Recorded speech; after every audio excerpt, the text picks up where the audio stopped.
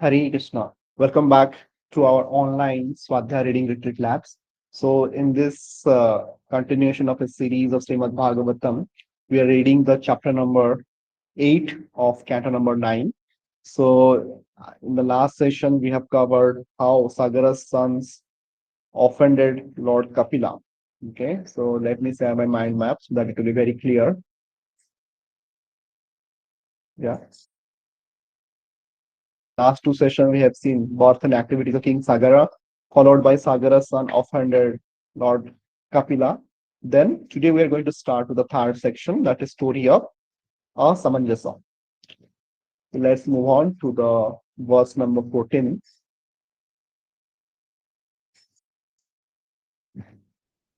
Yeah.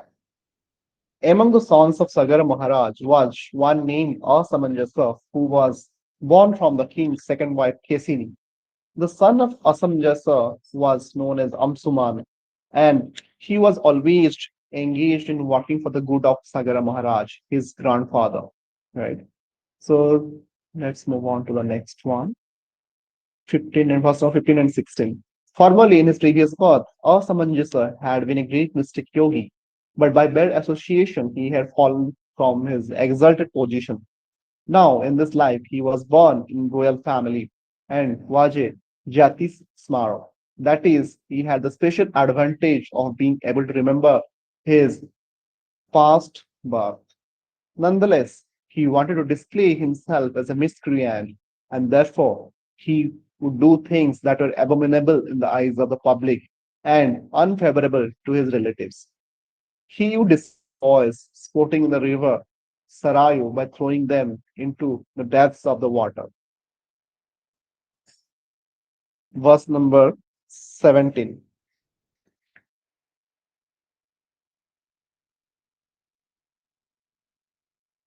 Yeah.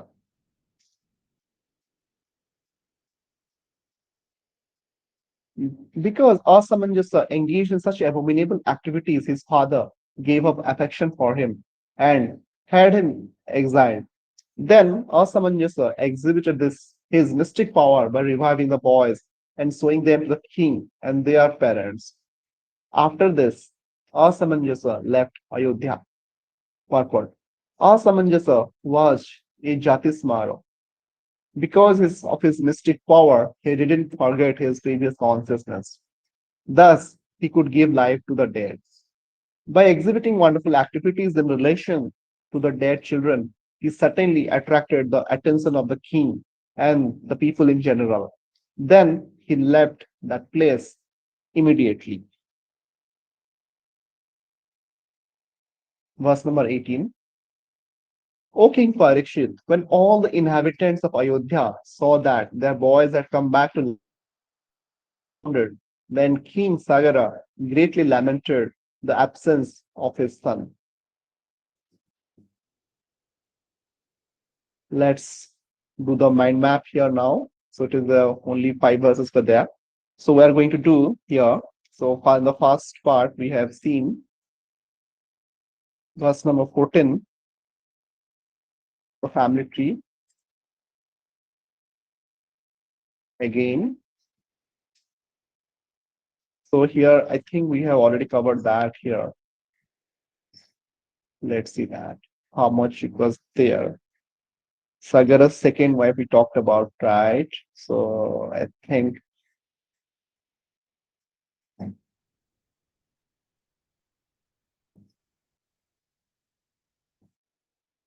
hmm. So initially we talked about this. So Sagar had two wives, and Sumati we talked about. Now the part is Kesini. So Kesini, here we can see Kesini, his son was Asamjasa.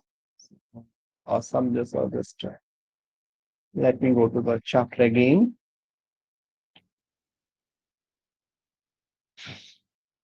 Verse number 14.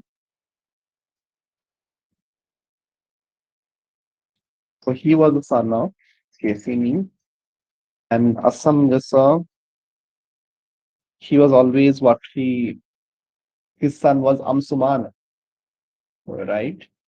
Asamjasa's son was Amsuman.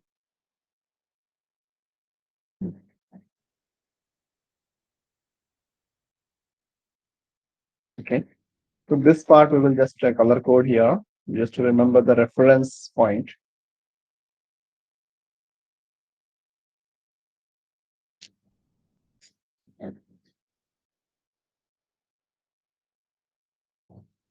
And this is the reference point here. Yes. So this family tree talked about in the verse number 14. So this is a reference. Kesini Asam Ansuman. And Ansuman always worked for the good for Sagara.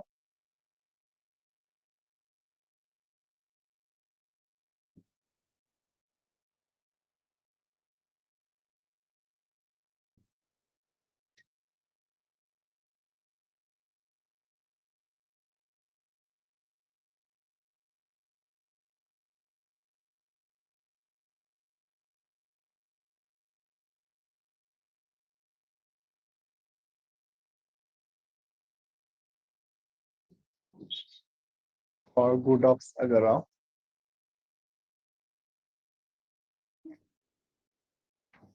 who was his grandfather. Then we talked about the past life. Asamjasa was a yogi. So here we have 15 to 16, basically, past life of Asamanjasa. He was a yogi, but fallen due to a bad association, and he was a Jati Smara who could remember basically the past life that we have seen in this verse. So the word Jati Smara is very significant here because he could remember his past life entirely.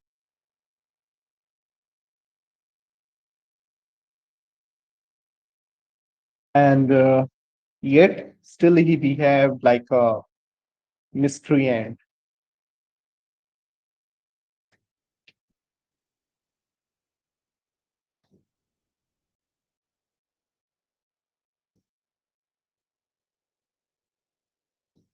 miscreant,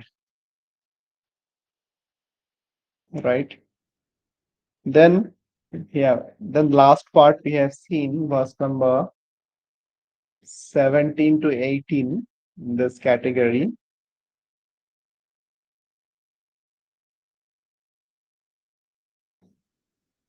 King Sagar exiled Asamanjasa due to his abominable activities.